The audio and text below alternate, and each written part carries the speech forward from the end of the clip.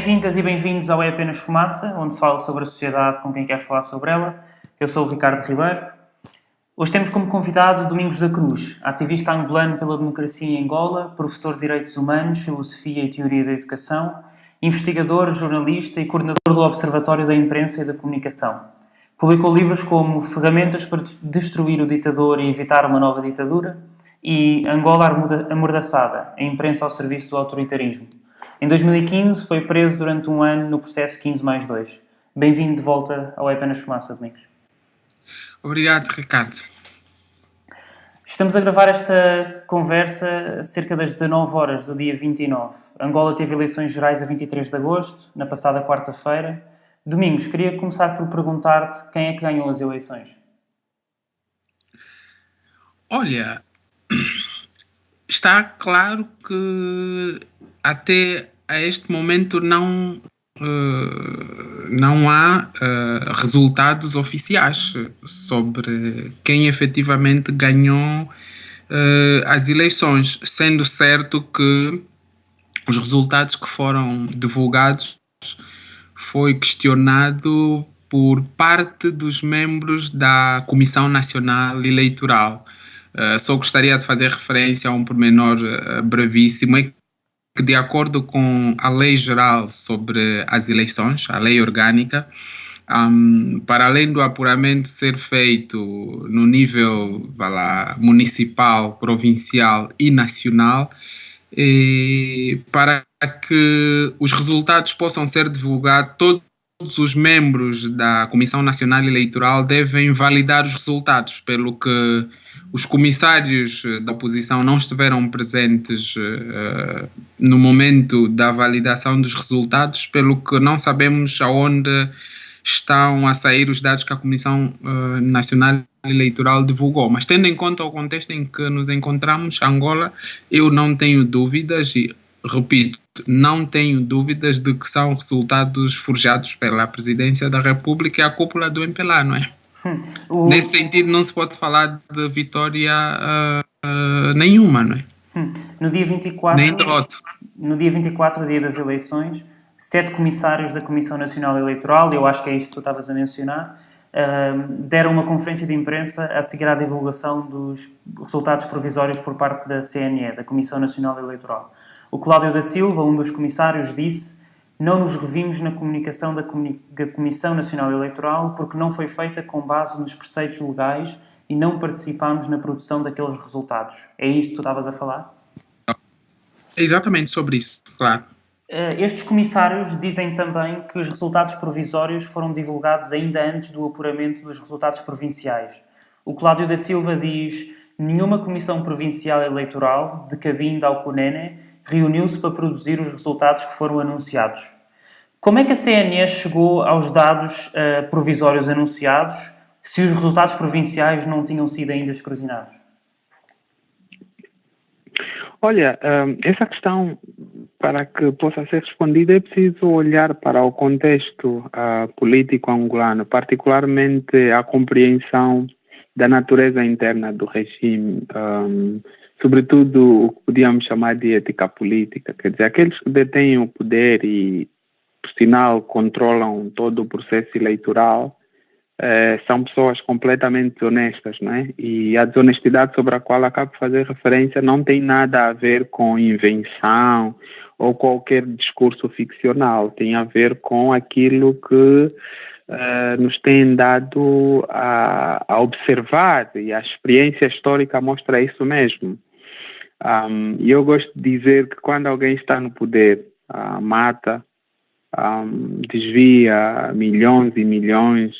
Você tem um governo, ou melhor, nós temos um governo em que dirigentes são traficantes, por exemplo, de arma, traficam pessoas, como é o caso do escândalo onde o pessoal do MPLA esteve envolvido com mulheres brasileiras. Isso permite-nos concluir que eles têm coragem de fazer tudo, inclusive a alteração dos dados eleitorais, não é? Mas podemos ir para um dado concreto, bem mais concreto. De acordo com um artigo publicado recentemente pelo MAC Angola, não passam 2 dias desde a publicação do artigo, indica que a porta-voz da Comissão Nacional Eleitoral terá sido convocada pelo partido no poder e é lá onde foi buscar os resultados para a divulgação, não é? Porque no momento em que começaram a conferir os resultados expressos nas urnas, e informaram ao Presidente da República que o MPLA estava claramente em desvantagem e o Presidente recomendou que toda a sua carmalheira parasse a contagem dos resultados, porque ele tinha então o poder de ditar na Secretaria o resultado que fosse conveniente para a continuidade da cleptocracia e de todos os interesses instalados, não é? Pelo que está evidente que os resultados foram forjados, não é? O MPLA, antes de qualquer comunicado oficial da CNE em relação aos resultados, decidiu anunciar a vitória por maioria qualificada, com base na sua própria contagem de votos. Isto é normal acontecer e porquê é que tu achas que isto aconteceu? Olha, terá sido, por acaso, a primeira vez que o grupo que detém o poder terá feito anúncio antecipado antes da Comissão Nacional Eleitoral, indo diretamente à questão que coloca, efetivamente é anormal, portanto não é normal, e a minha análise enquadra-se no âmbito da lei orgânica sobre as eleições, e a lei é bastante clara. De acordo com a lei, cumpre e cabe única e exclusivamente à CNE divulgar os resultados. Ora, nenhum resultado divulgado por uma entidade que não seja a CNE pode ser tido ou achado, não se pode levar a sério. E tendo havido esse anúncio antecipado, digamos, do grupo dominante de que estava em vantagem, e curiosamente os resultados divulgados pela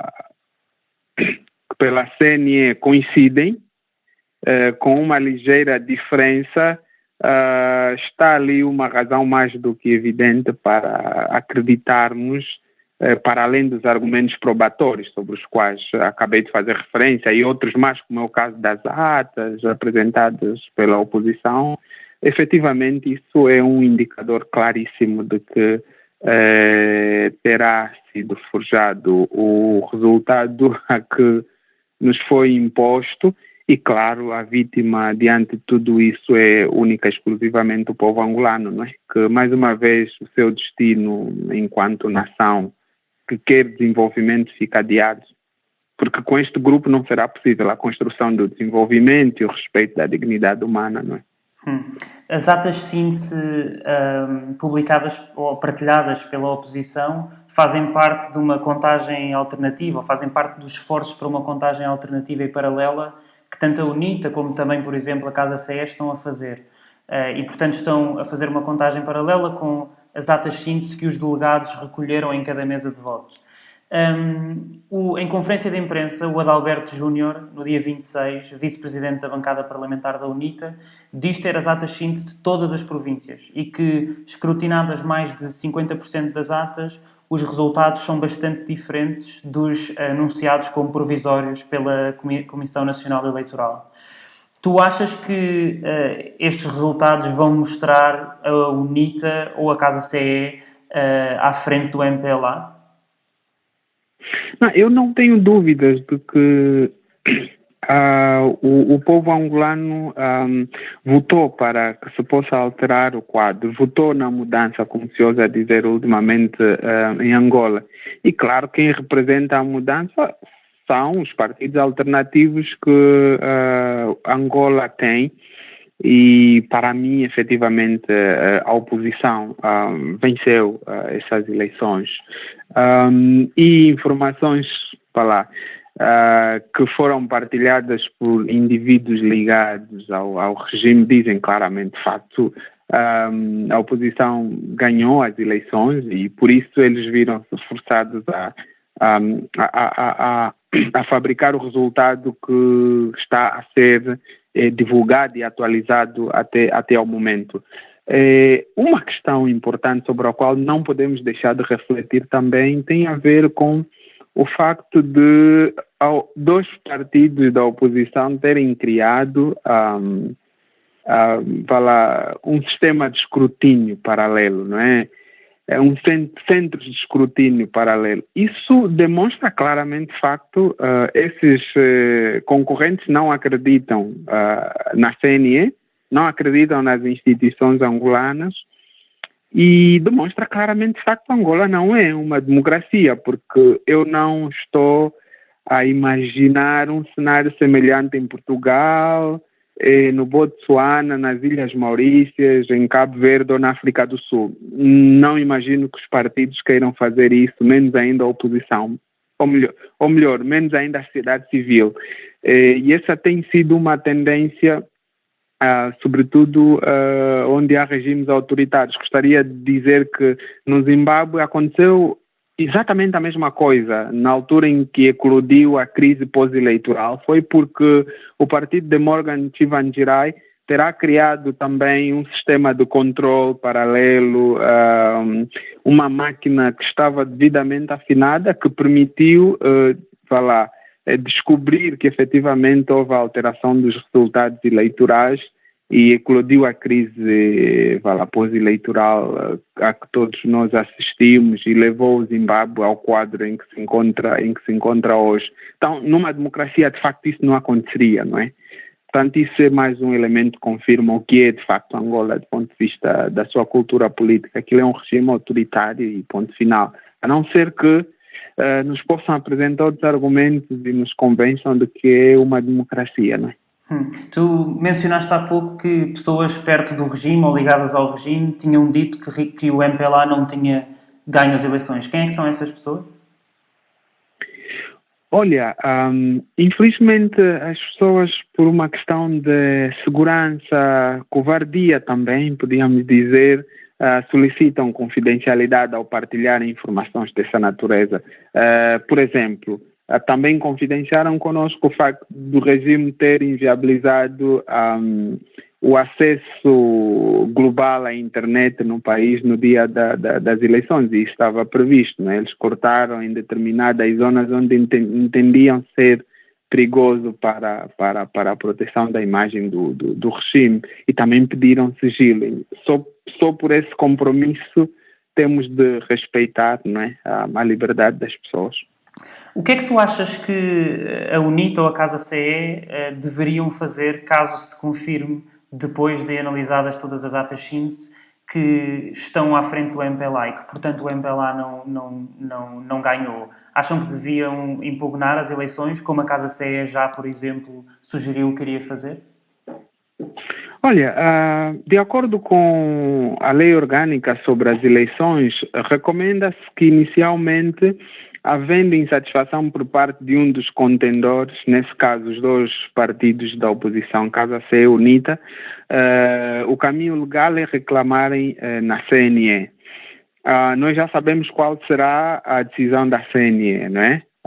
Seguramente, não sendo uma instituição credível, completamente manipulada pelo regime, e diríamos até que aquilo é extensão do regime, porque a composição da CNE é uma espécie de Assembleia Nacional, porque aquilo é representação proporcional à composição do Parlamento, não é? O que significa que o MPLA tem controle também da CNE, por isso é que as decisões na CNE passam à vontade e de acordo com os interesses do MPLA, porque são decisões tomadas com base no voto dos comissários e, portanto, tudo que o MPLA quer na CNE passa. E, portanto, nós sabemos o que é que resultará de uma reclamação apresentada na CNE de acordo com o que exige a lei. Não havendo satisfação da decisão tomada pela CNE, a Lei Geral sobre as Eleições recomenda que se recorra ao Tribunal Constitucional, uma vez que Angola não tem tribunal eleitoral.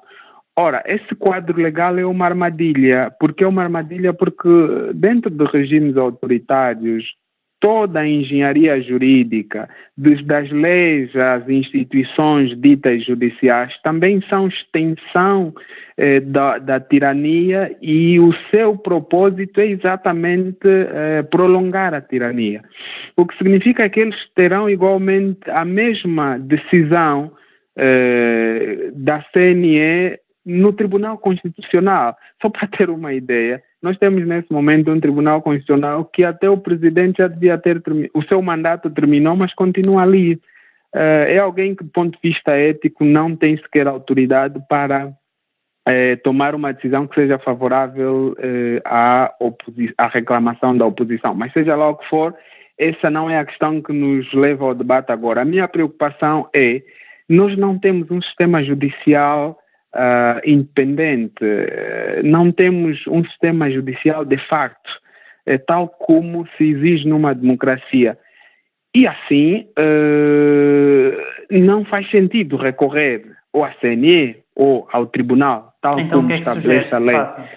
Não, antes de dizer o que sugiro, gostaria de dar uma pista. Em 2000, a tirania na Jugoslávia queria mais uma vez dar um golpe ao povo. E quando o povo viu que os resultados que estavam a ser divulgados não expressavam a vontade real nas urnas, o povo foi à rua e destruiu a tirania na Jugoslávia.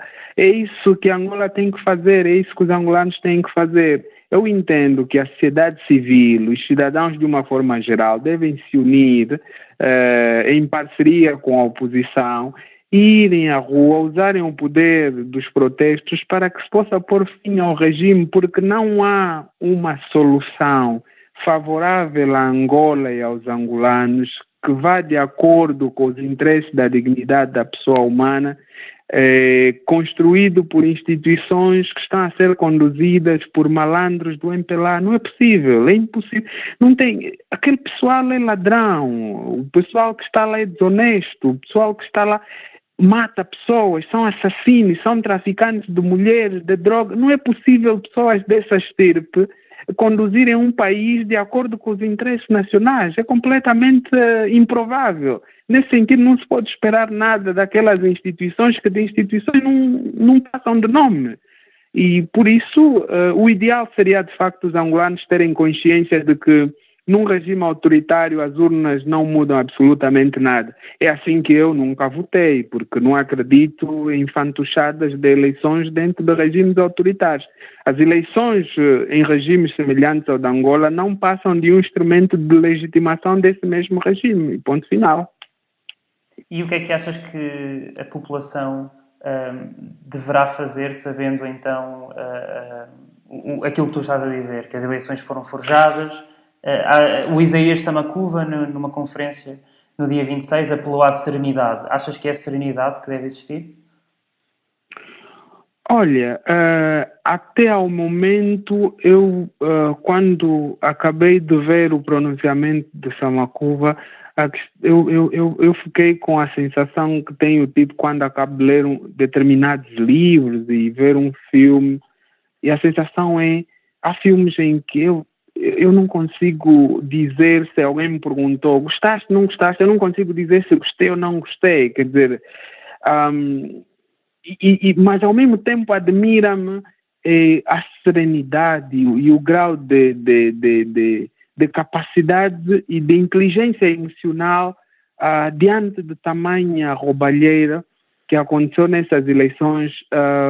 Eu sinceramente não sei como classificar o posicionamento particularmente da UNITA. Agora, a inteligência coletiva de um povo expressar-se de forma espontânea não é fácil, mas também não me parece que a espontaneidade seja o mais adequado numa situação como essa. É preciso um movimento articulado e devidamente organizado. Se vai acontecer, não sei sinceramente, Ricardo, não sei. Mas é desejável que seja isso a acontecer para que possamos ultrapassar o quadro em que Angola se encontra. Há casos também em que determinados regimes completamente corruptos, eles mesmos tomam a decisão de fazer uma transição, alterando toda uma cultura política, tal como nós vimos na África do Sul. É óbvio que houve pressão interna e externa para que se ultrapassasse o apartheid, mas também houve vontade do próprio regime racista do apartheid, não é? Mas no caso de Angola, eu não estou a ver aquele grupo a desencadear qualquer ação que visa transitar Angola de um estado eleitoral autoritário para uma democracia de facto, não é? As eleições angolanas contaram com cerca de 200 observadores internacionais. Numa conferência de imprensa a 25 de agosto, os chefes da missão de observação da União Africana e da CPLP, a Comunidade de Países de Língua Portuguesa, consideraram as eleições justas, deixando apenas algumas recomendações. Os ex-presidentes de Moçambique, Cabo Verde, São Tomé e Príncipe e Timor-Leste acrescentaram ainda que as eleições foram pacíficas, livres, justas e transparentes. Foram justas, afinal, as eleições? É assim, se entendermos que observar eleições é chegar 3, 4 dias antes da votação, tal como aconteceu com estes senhores, e no dia das eleições darem uma voltinha pela cidade e verificarem que em 20 ou 40 assembleias de voto correu tudo bem, ainda por cima mantiveram-se exclusivamente em Luanda, eu só posso dizer que são pessoas que não podem ser levadas a sério, né? Além do mais, uma das questões que eu coloco é por que o regime angolano não convidou observadores de instituições reputadas como organizações independentes norte-americanas, por exemplo, a nível da América Latina. Por que inviabilizou a entrada de observadores europeus? E depois, de repente, vimos que convidaram alguns observadores que sabemos claramente que são amigos do regime.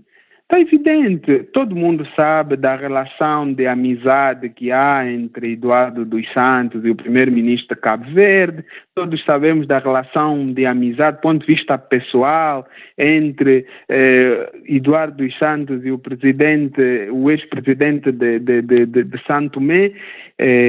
Quer dizer, são essas pessoas que foram e chefiaram as missões e, além do mais, o ex-primeiro-ministro de Cabo Verde, que conduziu a missão de observação da União Africana, já sabe que os observadores da União Africana nunca têm credibilidade nenhuma, porque a União Africana é um clube de amigos que não trabalha para os interesses dos africanos. Isso é muito evidente, todo mundo sabe, não é? Prova disso é que as tiranias a nível do continente normalmente são pressionadas fora do continente do que dentro do continente. Então a organização continental, que é a União Africana, nada faz. E há um dado importante que deve ser revelado. Parte dos observadores estiveram,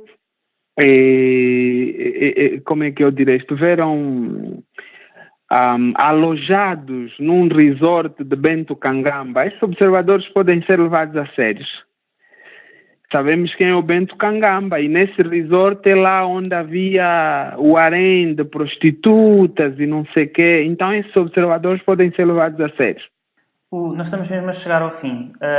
A Presidência da República Portuguesa publicou no dia Ricardo, eu só gostaria de dizer que, inclusive, o antigo diretor do MISA Angola, Alexandre Neto Solombe, conhecia um dos observadores e ele pessoalmente foi para lá e os alertou e os pergunta: vocês sabem que este lugar é um lugar eivado de escândalos e nasceu de dinheiros públicos desviados e há provas? Isso é o espaço do Bento Kangamba, onde era feito o seu filme com prostitutas brasileiras. E os observadores sabem onde é que foram colocados. Quer dizer, essa gente não é para ser levada a sério. Além do mais, nós angolanos sabemos como é que é a realidade daquele país e, portanto, não precisamos de observadores desse tipo para nos dizerem quando é que as eleições foram livres e justas, não é? Estava a dizer-te que a Presidência da República Portuguesa publicou no dia 26, este fim de semana, um comunicado no seu site onde se lê: o Presidente da República felicitou o Presidente eleito da República de Angola, João Lourenço, sublinhando os laços fraternais que unem os dois países e os dois povos. Que relevância tem que Marcelo Rebelo de Sousa tenha reconhecido João Lourenço como presidente eleito, ainda antes dos resultados finais da CNE e antes de qualquer partido da oposição ter reconhecido João Lourenço como presidente eleito? Pois tem uma grande relevância, porque um Estado estabelece relações e, por outro lado, é preciso que se tenha consciência de que quando entidades estrangeiras, ao nível de presidentes e primeiros ministros que chancelam uma eleição, reconhecem e começam a dar os parabéns a um falso vencedor, pode ajudar a legitimar a farsa, não é?